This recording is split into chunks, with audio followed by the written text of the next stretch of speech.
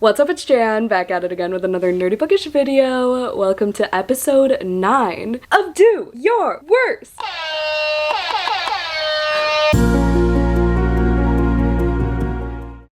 We're hyped. Are we hyped? I'm hyped. Are you hyped? We are gonna be doing another episode of this series. If you don't know what the heck I'm talking about, Do Your Worst is a series I started over a year ago now. It's where I read some of my friends' worst books in hopes to find a new favorite, because ideally we'd have semi-opposite taste. This time, Sarah from Sarah Without an H hit me up and was like, hey, you want to collab? We should do one of your Do Your Worst things and I'll do my booktuber picks what I read thing. I was like, oh my god, perfect. I have the next 2 months planned as well, so these are not stopping in 2025, y'all. If you don't know who Sarah from Sarah Without an H is, I'll have her channel linked down below. She is great, she's hilarious, such good humor, I love her personality. Speaking of her personality and things about her, in these videos I usually try to do things that represent the booktuber's brand. I slid into her DMs and was like, hey, what do you like to do? What are your interests? She sent me a little list, so we're gonna paint our nails at home because she loves doing her nails at home. I don't. I usually get my nails done because my nails are so stubby. I like the longer nails, but I do own nail polish. I'm not planning on getting my nails done anytime soon. I should because I need my eyebrows done, but we can do a little paint sesh with an audiobook. You know, she loves audiobooks and she loves Taco Bell, so we're gonna have some Taco Bell. She says she also loves laying down, so what if I just like read all these books laying down? Here are her credentials to qualify for an episode, because although we did realize that we agree on a lot of things, upon further research, we discovered some differences. So, some of her DNFs include Divine Rivals, The Weight of Blood, Madam by Phoebe Wynne, The Secret History. Those are all 5-star books for me. Divine Rivals was like really close to being my #1 in 2023. Some of her 1 stars include One True Loves by Taylor Jenkins Reid, Bunny by Mona Awad. I love those books. But then we have things we agree on, like A Curious Beginning, Ninth House and Hellbent, All Roads Lead Here, one of my favorite romances of all time. We both didn't like Tender as the Flesh. We both loved A Certain Hunger, Funny Story, I Who Have Never Known Men, Slewfoot, Bloom, Mary, and we both hated Hyde. We both loved You Again by Kate Goldbeck. Other books that I loved and she gave 2 stars include The Only One Left, Stalking Jack the Ripper, My Lovely Wife, and The Ex-Hex. My Lovely Wife is one of my favorite thrillers of all time. I 5-starred Stalking Jack the Ripper and The Ex-Hex, and The Only One Left was really close to a 5-star. So those are the qualifications and the evidence that I gathered from my research on her Goodreads and her worst book videos and everything like that. Definitely watch her video as well to see which books I recommended for her to read. She's not doing a Do Your Worst, but she has a different series on her channel where she reads books that someone she picks tells her to read. So I gave her 3 recommendations and she's gonna read them in that vlog. So in terms of what I'm reading for my vlog, I have 3 top options and then about 6 potential options if some of these don't work out. The first 2 are books that are on my 2025 TBR, so I was like, oh, perfect. And those are In the Weeds by B.K. Borison, which is the second book to Love Light Farms. I love this author so much. I just read her newest release, First Time Caller. I do want to continue with the Love Light Farms series. I heard this one's not the best one in terms of the couple's chemistry, and the main character is a social media influencer, which I don't like reading about because I live in social media every day with my day job and YouTube and stuff, so we'll see about this one. The next one that's on my 2025 TBR, my 12 Recs by 12 Vamps, is A Head Full of Ghosts by Paul Tremblay. First of all, this is Joey's book, but he's also kindly letting me annotate and stuff. I tried this via audio and I didn't like the audiobook, so I will be reading this one with my eyeballs as much as I can. The third one is a fantasy because I am in a fantasy mood, like more than I've ever been in my entire life. So I figured adding The Wishing Game would be a good choice. So she gave all 3 of these 2 stars, right? She gave The Wishing Game 1 star. So these are the top 3 priorities. Other options, I'm just gonna fly through them. When the Reckoning Comes by Latanya McQueen, The 7-Year Slip by Ashley Poston, Throne of Glass by Sarah J. Maas. She gave 2 stars. And I did start this, I'm on chapter 4, but I'll probably have to start over if I do choose to continue this one. The Turn of the Key by Ruth Ware would be a quick read, I think. Silver Nitrate by Sylvia Moreno Garcia. And then lastly, Sawkill Girls by Claire Legrand. So all of these were either 1 star or 2 stars. For Sarah, we're gonna start with these first. And I don't don't know which one I'm actually gonna start with. I'm thinking maybe A Head Full of Ghosts or The Wishing Game. I am doing another vlog simultaneously, so sorry if things are all over the place. I'm starting this vlog off wearing a shirt that Sarah and I both have. But yeah, I hope you enjoy this vlog. I feel rusty. I haven't done a Do Your Worst in like 2 months. I'll have the playlist of my Do Your Worst episodes down below if you're curious to see how the other episodes went. I have found 5 stars and new favorites in prior episodes, so hopefully one of these at least is 5 stars. I have hope. Alright, before this intro gets any longer, I will love you and leave you here, and I'll talk to you when I have my first reading update, or if I get Taco Bell or something. Whatever comes first. It's the next day, I think. Was that yesterday when I filmed the intro? I don't know. Slight change of plans in terms of the TBR, because I decided to post this photo and just ask Instagram to comment the one book, a lot of people did multiple books too, of what they wanted to see me read, just to get more opinions, because I do have a big stack of books and I don't want to just vlog books that people aren't going to be interested in, you know? But I am interested in all of the books that I showed yesterday. So I took a tally of all those comments on the sticky note right here. And surprisingly, at least for me it was very surprising. I guess it's not really because it is a horror, but a lot of people voted for Silver Nitrate. So the top 3 were 7 Year Slip, Silver Nitrate, it looks like Throne of Glass, and then The Wishing Game. So we're gonna have to do a little bit of rearranging, because I definitely want to read at least 2 of those. I'll definitely read A Head Full of Ghosts, because it's on my 2025 TBR, but only 5 people said In the Weeds. So even though that's on my 2025 TBR, I'm not in the contemporary romance mood anyway, so if I don't read that, I'll be okay. Throne of Glass, I thought there would be more votes on. Kind of glad there aren't. I'm really liking the other fantasy book that I'm currently reading. So the only contemporary romance I'd be reading is The 7 Year Slip, which has some magical realism in it. I think it's a little bit of like time travel-y stuff, because I think the guy comes back after 7 years or something. I don't even know. I gave The Dead Romantics 3 stars, so I'm kind of nervous, but I do own The 7 Year Slip thanks to Liv from Liv's Library. I also own a novel love story by the same author thanks to one of my patrons, Everest. I think I want to start with A Head Full of Ghosts. Even though it only has, I have 8 votes, I think we're gonna go with that. And who knows, more comments will be coming in, but I think A Head Full of Ghosts is the one I'll be starting with for this vlog. I'll probably start it tomorrow, because I do like the book I'm reading at the moment for another vlog. One thing I forgot to mention yesterday that Sarah said she liked to do in her list of interests is watch reality TV. And Joey and I just watched 3 episodes of Love is Blind. That's my favorite reality TV show right now. It used to be Real World Cancun. I used to watch a lot of reality TV actually. I did watch Jersey Shore when I was younger. I watched Parental Control. Was it called Next? I think I watched that. But like in my adulthood, Love is Blind has been the only reality show that I've been into. I tried The Ultimatum. I couldn't get into it, at least not right away. So we could check that off. I'm gonna try to get Taco Bell this weekend. I'm sure Joey will not be opposed. But yes, I think A Head Full of Ghosts will be where I start. And maybe if I find that I'm not in the mood for horror, I'll also read The 7 Year Slip at the same time, just for like a palate cleanser. It'll be fine. If you're new here, I read like 15 books at once, so it'll all be fine. As long as I don't read 2 fantasies at once, my brain can handle it. Usually. Hell yeah, buddy! Hi, can I get 2 Doritos Locos tacos, large nacho fries? Okay. We only have regular size right now, sorry. Okay, 2 of them. Okay, 2 of those then. With the cheese sauce. It comes with the cheese sauce. Oh, okay. That's the nacho part. And then can I get a chicken quesadilla? Sarah, this is for you, but these fries are for me.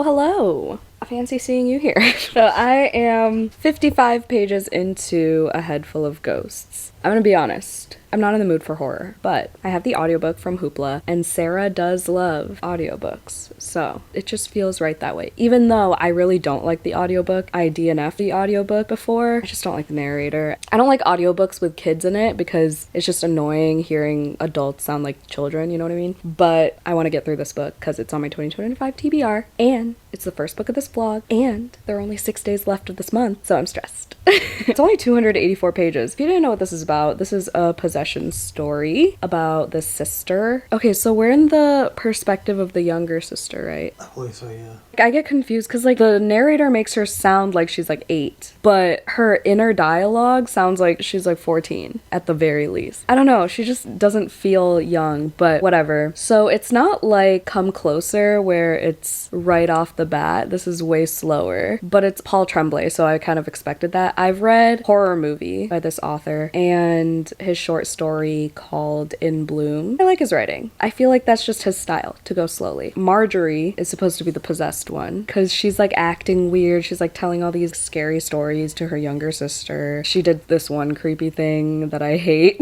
visualizing. It's getting better. I just could not focus for the life of me when I was just reading it physically, even though the chapters are pretty short. And there's like mixed media, but I didn't really understand what the first one was. It was like a blog or something. I don't know. It didn't really tell me much, but that was only one blog post so far in chapter 2. I have a movie night with my patrons tonight. I'm gonna eat crumble cookie. We're gonna watch Cuckoo. Reviews with Joey. What's up? About Memorials by Richard Chismar. Yep. I had to stop it because I had to read Handyman by Aaron Beauregard. It's long, but it somehow keeps my attention. All the little things that are happening are nicely spaced out. It's compelling. Yeah, it's like captivating. Like it's kind of slow, but at the same time, just little things are happening, and it's getting creepier and creepier. It's looking like a 5-star for me as of now. Yeah, like not at any point have I been bored with this book, and for as long as it is, how detailed it is, like I'm not bored with it at all. Sweet. Yeah, so it's pretty cool. There you go, folks. I do want to read that book. I got it from Aardvark. He's reading it first. I really love how Aardvark books look so well bound. That looks like a well bound, like that is not going anywhere. You know what I mean? Not even a strong win.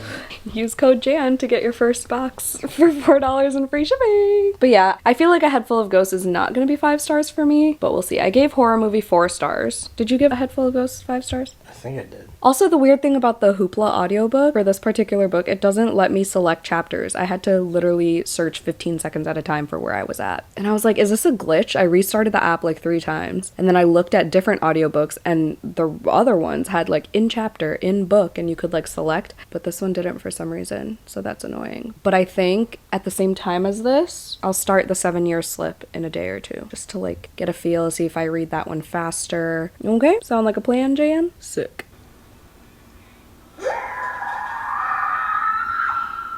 All right, so now have less than 100 pages left. I read a lot of it, needless to say. The audiobook did get better because the narrator does different voices and it makes it creepy during the possession scenes. Really, I don't even know what's going on at the moment because characters are telling us different things. There are different theories going around, so we as readers really don't even know either. So I'm interested to see where it goes, but I don't think it's my favorite possession story in the world. I've read a few. I've read Come Closer, My Darling Girl by Jennifer McMahon. I've watched a bunch of possession movies as well. So it's not my favorite story, but I do appreciate the blog discussions. Now, the very first one, I was like, what is going on? What's the point of this? But then our second blog post chapter had all these discussions about the horror genre and all these references to movies, what certain things represent, and all the themes of different movies and things like that. I really like that in horror books when they mention horror themes and horror as a genre and how society sees horror. I love that. I've read a few books now that have that. I like that there was a chapter, I think there was only one so far, that it was like present day when Mary, the little sister, was like an adult in her own apartment and she was just being interviewed, being asked to recount events and things like that, and getting her insight as an adult looking back, versus the other chapters from Mary's perspective as a child. There's this show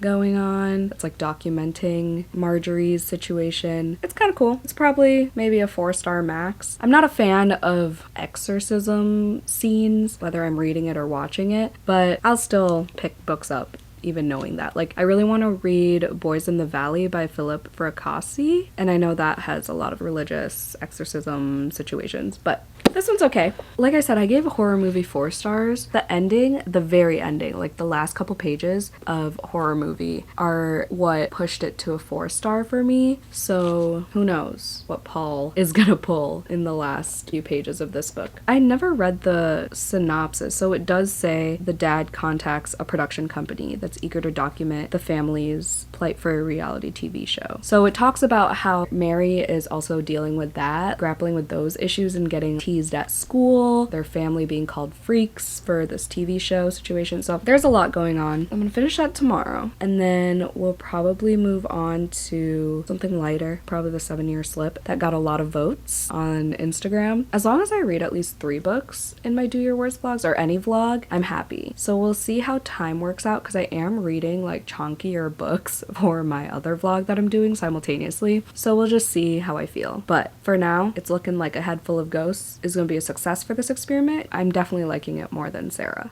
Good morning. I finished it. I'm smiling because we've got a 5-star, baby.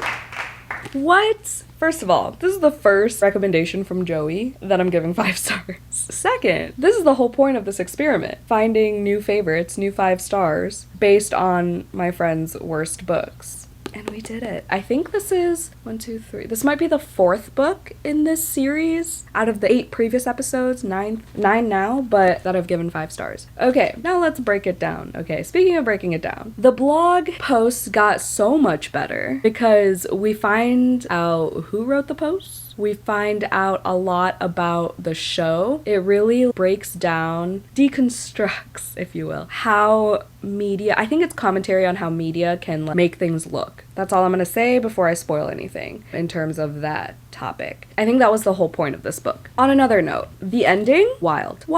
I've come to realize that I really love books that have this type of storytelling where it's back and forth between a person telling the story to someone, typically writing a book or writing an article or a story or whatever about this person and their story in present day, and then like flashing back to when it all happened, and then there's like interviews. My Darling Dreadful Thing did it, Evelyn Hugo, The Favorites. I really like this type of storytelling. Horror Movie did it too. I kind of want to read The Pallbearers Club because I feel like that's kind of the same format almost. But I ended up, for some parts, especially at the exorcism part, I was just like playing my game while listening to the audiobook, and the audiobook kept me hooked. I didn't feel lost. I didn't feel confused at any point with the audiobook. It kept me engaged because, like I said, the narrator did different voices for like the creepy parts especially. I appreciated that the most. And like during the blog post chapters, they spoke like really fast, and it was very like colloquial because there was a lot of, you know, blog posts, like they have those like parenthetical, joking, lighthearted type of phrases in between what they're saying in the blog.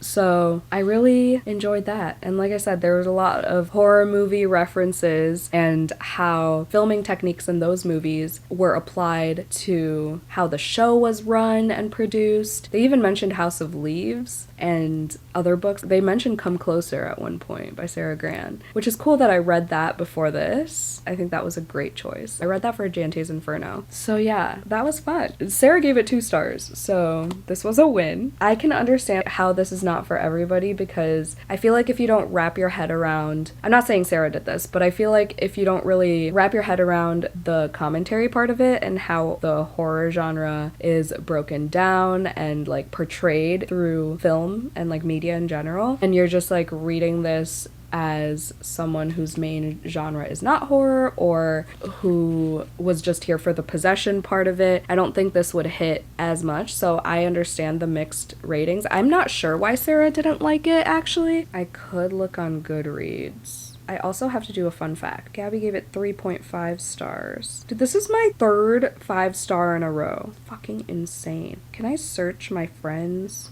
Okay, I can't see her review for it. I have my laptop right here though, so I'm gonna look it up. Watch her not have written a review. I also want to do a fun fact. I need to figure out what I should do. They mentioned The Incredibles. Fun fact about The Incredibles. So I love this movie. Joey and I actually just watched The Incredibles again recently. Oh, okay, here we go. I figured I knew this. Hold on. Is Edith Head? Oh, okay. So Edna Mode, who's my favorite favorite character. Her design, personality, and voice are based on costume designer Edith Head. Edna shares Edith Head's signature round glasses, black bob cut, and forthright demeanor. Oh my god, this is who Edna's based on. Edith Head. Cool! There you go. That's a good fun fact. Okay, let's read her review. My rating for this lies somewhere between 2.5 and 3 stars. I really wanted to like this, but I didn't enjoy the pacing. I don't mind inconclusive plots or endings, but this one felt particularly open-ended. I did like his writing style, so I think I will give Paul Tremblay another go in the future. So it's not the worst review. She didn't hate it. It was just the pacing for her, which makes sense. I get it, because I feel like that's with all of Paul Tremblay's books. I feel like he just has a very slow-moving writing style. So we got Sarah's insight. So yeah, that's me closing out a head full of ghosts. I'm gonna do all the things for my bullet journal. I'll probably start the 7-year slip. I don't want to start Silver Nitrate after this. I don't want to read another horror. I don't want to burn myself out. Maybe I should read the 7-year slip. Yeah, I'm gonna say I'll commit to that for now. Cool. Wait, I forgot about the wishing game. I think I'm gonna read the wishing game. Sounds like a plan, Jan? Okay.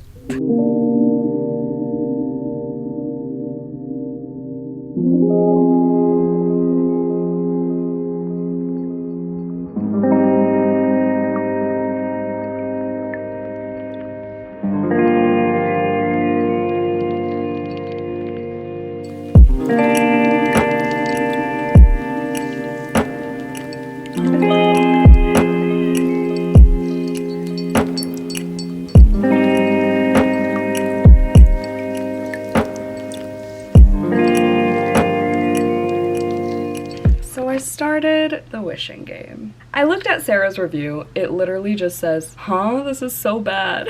And then she linked her vlog, so of course I click on it. She went into spoilers eventually, so I stopped, but it just doesn't seem like it's gonna get better. So I'm not hating it, but I feel like I'm not gonna like it. I don't know if I'm gonna give it 1 star like Sarah did. However, the main character is already annoying me because we follow this woman, Lucy. She's 26, a year younger than me. She's like a teacher aide, so it's a low-paying job. She lives with 3 other roommates. One of them has a DUI. Like, she's always helping this one roommate get his shit together. Her shit's not together. She has $2,000 to her name, $2,200 to be exact. And one of her students, Christopher, she wants to adopt him because he's in the foster system. Let me hold you guys because the lighting's better this way. Can I just put this down? Let's do that. I'm too lazy to hold it. She really wants to be this boy's mom at 26, which is fine if she had her shit together. She's like obsessed with the idea of adopting. She's like begging on her knees to let the head of the adoption process or whatever to allow her to adopt him. He's like 7. He's in school. There are all these expenses that come with children, as all of us probably know. It just annoys me because, like, okay, you can't see anyone else be this kid's mom. You care so much about him. You've grown closer to him. You guys have this like wishing game thing going on. You have all these inside jokes. You like the same books, this like Clock Island books by this author who's gonna host the competition, and that's the whole point of this book. But she got him into the series that she liked as a kid, and so like they have this bond, okay? But if you really cared for this kid, like, wouldn't you want to have everything together first and make sure he's not gonna struggle with you, like, financially? You want to be stable to have a kid in your life, especially a kid who's been through a lot and, like, you know, was abandoned essentially by his parents. Why force it when you know you're not the best candidate at the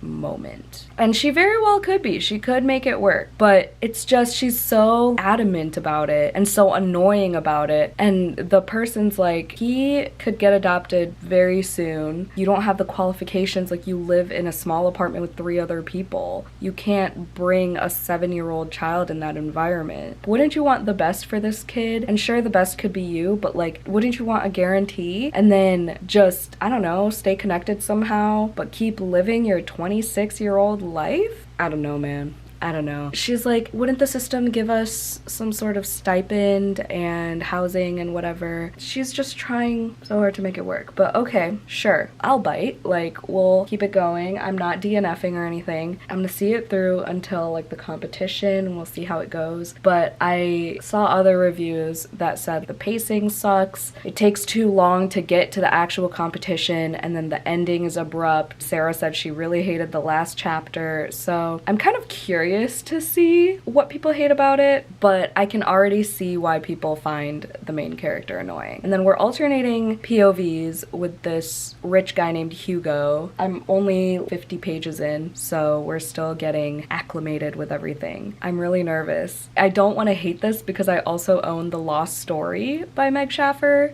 and I know a lot of friends who love The Wishing Game, so I'm scared. I don't think I'm gonna give it a 1 star, but a 2 is a possibility at the moment just because of the vibes I'm getting. Oh, also, I forgot to mention, we went to go see Heart Eyes, which is a slasher that's like a Valentine's Day killer and his mask has heart eyes. And it was fun. I would give it like a 4 out of 5. I love Valentine's Day if you didn't know, so that was just a fun little time. It was like a horror romance, which I don't think I've ever watched. I've read a couple, but I don't think I've ever watched one. I think it's worth the watch. Okay, I'm gonna keep reading. I'm gonna try to hit page 100. It's only like 9 o'clock. Seeing a movie in the middle of the day like threw everything off for me, but I got my January cramming vlog uploaded finally. I can finally get into editing February vlogs, so I'm so behind. I hate being behind more than anything. But who knows when this is gonna go up. Sarah and I said mid-March, but we'll see what that means for me personally.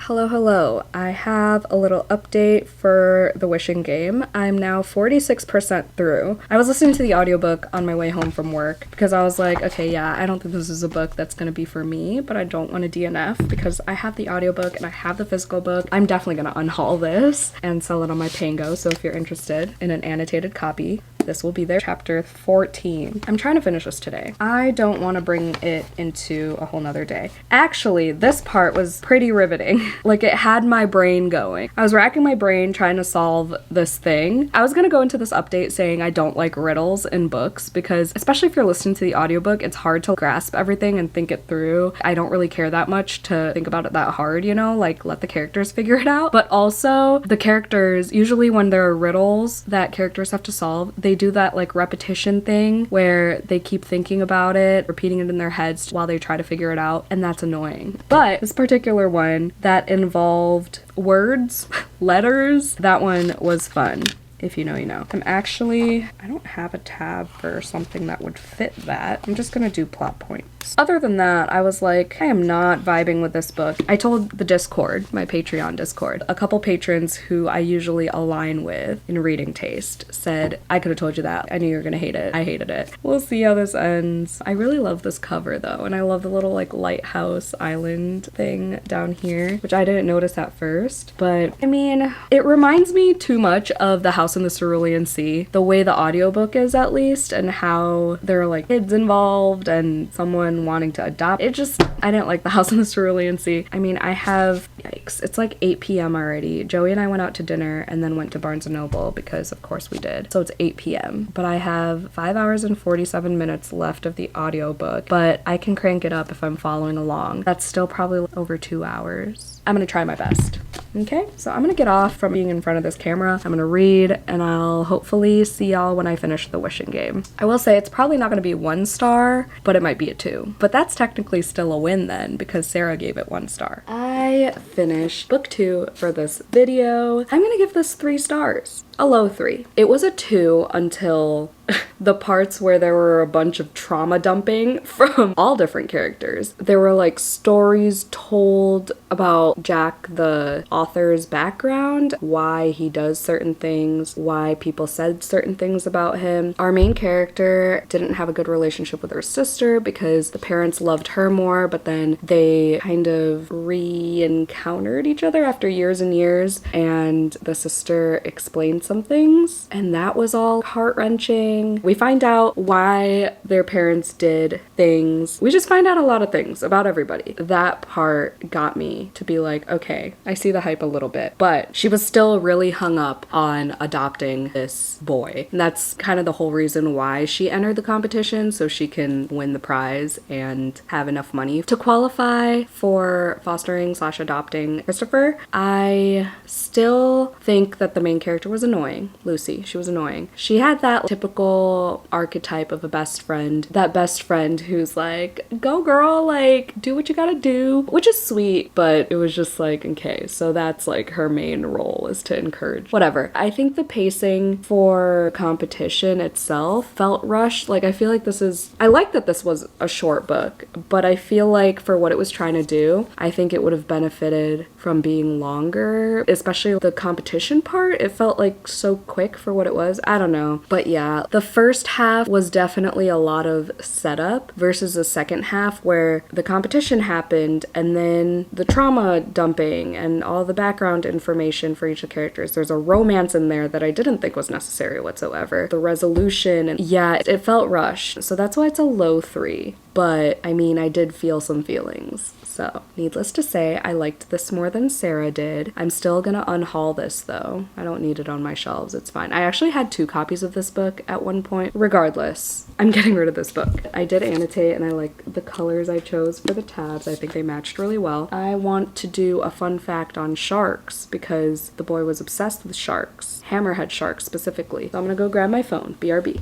Hammerhead sharks have 360-degree vision because their eyes are mounted on their hammer-shaped heads. The longest species of hammerhead shark can grow to 20 feet long. They have larger brains relative to their body size than other sharks. Interesting. All right, there are the fun facts. My next book, I think, is going to be The 7-Year Slip. Hello, it's now Thursday. I have an update. Also think this is going to be my last book of the vlog. I know I said I wanted to get Silver Nitrate in here, but I like to have at least 3 books in my vlogs, and I feel like Do Your Worst needs to have an odd number. And I started the audiobook for Silver Nitrate, and I just don't feel like it's the book for me at the moment, and I don't want to do it a disservice. That's like my main thing with themed projects is I don't want to do the books a disservice if I'm forcing myself to read them at the moment, okay? I know it had like one of the most votes in that Instagram post, but I still own it. I'm still gonna read it eventually. You're still gonna get my thoughts on it, just not at the moment. I am still interested in that book. I'm not just gonna DNF and unhaul it, but I only got like 3% into the audiobook and I just knew that that's not what I want to be reading right now, especially because this is putting me back in the romance mood, slowly but surely. Also not really slowly because I read 35 pages just on my lunch break. These pages are flying. I don't think it's gonna be 5 stars, but it could potentially be a 4. It doesn't feel like a 5-star romance to me, and I'm not a fan of time travel-y books anyway. I know with Ashley Poston, I've heard many a time that you gotta just roll with it with her books. You can't go into her books wanting to know every little detail and the specifics of why things happen the way they are. You just have to accept that they're happening. And part of me just doesn't like that. Like, I need the closure, okay? I need to know why this apartment is magical and whatever, but I have a feeling we're not gonna get all those answers. And usually that's fine with me, but I don't know, part of knowing that that's the case doesn't sit right with me. Also, I like a slower burn in romances, but with all that being said, I like how fast-paced this is. I know that's kind of contradictory to say, but I like that we didn't dilly-dally too much before the whole premise of the book in the synopsis happened, because it's in the synopsis. I just wanted to get to the part where she finds this man in this apartment. She's starting to realize quickly that everything is 7 years prior. Like, she just woke up one day and it's 7 years. I have so many questions. How are you not questioning this more? Why are you just rolling with it? Why did you let this man stay? Now there's forced proximity and only one bed, so that's fine with me, but I just have so many questions that I would be asking if I were in this situation. I would be a lot more freaked out than she is, but that's fine. Again, we'll roll with it. I think their banter is going to be really cute. I think getting to know them both as characters is going to be fun because we already know that he loves cooking. He talks about food in the most scrumptious way. He is just so passionate about food, and he did make me hungry while I was reading this. Good thing I was on my lunch break. He talks about it in a way that you just know that this person was born to be a chef. He like names his knives and it's really cute, and he calls her Lemon because her name's Clementine. Thought that was cute too. I think there are going to be moments where they're gonna get to know each other and stuff, and I know so many people have cried reading this book, so hopefully I do too, because it's been a while since I've cried, like full on sobbed over a book. So hopefully I'm in the mindset, like I'm not distracted, so that I could fully get in my feels, you know? So yeah, if you didn't know what this was about, I pretty much just said the premise, but her aunt dies and she was pretty close with her aunt. The aunt gives her her old apartment. She moves in. She works for a publishing company. Wakes up one day, it's 7 years prior to present day. She sees this man and he's like, your aunt said I could stay here and that her niece might be here, so hi, you must be her niece. Yeah, now they're just like getting to know each other, and she's like, you know what, she said you could stay, I'll let you stay, you don't seem like you're a serial killer other than the knives, but you can stay. There's only one bed, and I just got to that part. Oh, and he's tattooed with a lot of ink on his body. So we love that. I'm gonna be reading a manga for my other vlog just to get this book done and I could return it to the library, but other than that, I'm gonna continue this. It's the second to last day of the month, so I'm hoping to finish this by tomorrow. If not, it'll be my first book in March, I guess. I still have to start my bloody read for February, and I'm running out of February. Just a little bit, itty bitty bit of stress on my end, but we're gonna get through. Hello. It's many days later and I'm still not done with the 7 years left. But today's the day. Okay, tonight is the night. It's Tuesday night. I could stay up late because tomorrow I have the day off. I'm on chapter 33, page 260. And it reads so ow. It reads so fast. I have just not been in the mood for a romance really, and I've been reading kind of slowly lately just because Love is Blind is every Friday. I've been playing this game on my freaking phone that I've been trying to beat Joey's score at so I could delete it and be satisfied, even though I showed him the game. But yeah, okay, my thoughts. It's funny. It's made me laugh several times, especially this one line. There was something about aging and your knees hurting. Anyway, I say I'm not in the mood for romance, but I think I'm just not in the mood for like rom-com. I think I want a more serious book. Even though this does explore grief because of her aunt who passed away, I'm not a fan of the time thing either, which I anticipated going into this. I'm not a fan of time travel books in general, and this one's not too bad, but it's just kind of annoying. The romance itself is cute. Okay, the guy is cool. I like him in both timelines. The friends are okay. Like everything's just okay. It could be a low 4, but I'm leaning towards a 3. The only reason I would give it a 4 is if it keeps emphasizing the topic of her feeling less passionate about work, because if I'm being real honest, that's where I'm at right now for my day job. I just haven't felt inspired, haven't felt that spark, and sometimes it happens with BookTube too. Just right now it's so relatable with how she's talking about her job. She works in publishing. She is like next in line for this director job. She just doesn't know if she wants it anymore, even though she's worked so hard to get to where she's at. She just like doesn't know how to feel. If she keeps talking about that and keeps spewing out good lines that resonate with me, then this could potentially be a 4, but right now it's feeling like a 3, like a high 3. I'm definitely liking it more than The Dead Romantics, but I don't think I'll be thinking about this for that long, especially because I'm reading this right after You Made a Fool of Death with Your Beauty, which is like a top tier 5-star, 6-star romance for me. I can't stop thinking about that book. I should have read it sooner in life. I'm glad it was my Patreon bloody read last month, so I did that vlog. Nevertheless, this pales in comparison. Does not even hold a candle. Whatever, it doesn't compare, is all I'm saying. That's that. I mean, I'm still gonna rate it higher than Sarah did for sure, so at the end of the day, this is just a successful experiment all around, because I liked all the books more than Sarah did, and one of them was a 5-star. So, I will see you guys when I finish this book. I have about 60 pages left, so I'm gonna take a nice full shower, just get cozy, and freaking finish this. And I also have a lot of editing to do. Life's just a bitch right now, okay?